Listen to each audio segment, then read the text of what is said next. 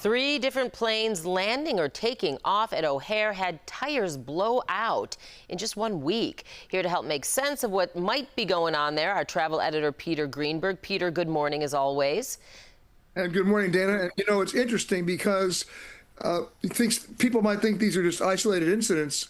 What people don't realize is that almost without exception, airplane tires are all retreads. And there's a reason for that, because they get so much pressure, heat, and wear that they can only last maybe 8 or 9 takeoffs and landings before they have to be inspected, removed, and retreaded. So that's the first issue. The second issue that they're inspecting is, of course, who made the tires, and did they come from the same batch? And when was the last time they were inspected? And the third thing is, of course, weather and heat. We all know Chicago in August. We know everywhere in August.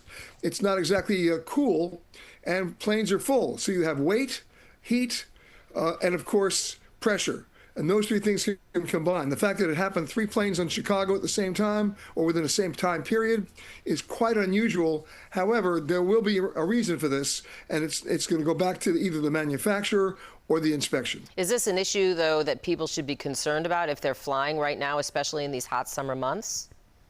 Not really, because the planes do get inspected. Every time a plane is about to take off, before it ever pushes back from the gate, the pilot or co-pilot does what they call the walk around. And one of the things they're always inspecting is the tread condition of those tires. And if they're not happy with it, they jack up the plane, literally, and replace the tires. So I'm not concerned about it. Okay, good to note. American Airlines making a dramatic about-face. They are bringing back seatback screens. What can you tell us about this decision?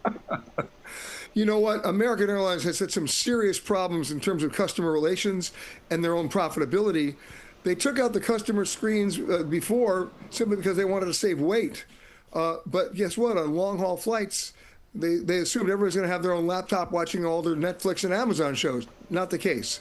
You have competitors doing live TV. That's Delta doing it. JetBlue's always done it. So American, forced by competition, is finally bringing back the screens. All right, we'll see if it makes a difference on their bottom line.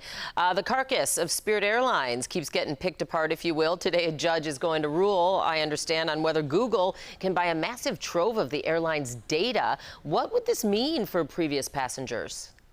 Well, Google is saying they're only using it for training purposes and to look at trends and patterns, and no privacy issues will be raised. They're not looking at individual personal emails. However, what they're buying are individual personal emails, IMs, you name it. We're talking millions and millions of exchanges, either internally within the company or to consumers as well. I think the judge is going to have some questions about that before the approval is given. All right, Peter Greenberg, as always, thanks so much for joining us this morning. We'll see you next time. You got it, Dana.